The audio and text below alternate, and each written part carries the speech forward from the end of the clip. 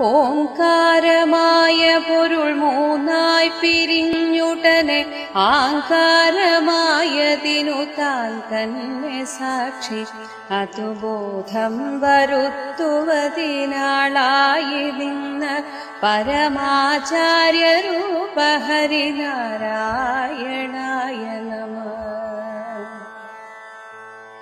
ഒന്നായ നിന്ന ഇഹ രണ്ടെന്നു കണ്ടളവിലുണ്ടായൊരിങ്കൽബത മിണ്ടാവതല്ല മമ പണ്ടേ കണക്കെ വരുവാൻ നിൻ കൃപാവനികൾ ഉണ്ടാകയെങ്കലിഹ നാരായണായ നമഃ.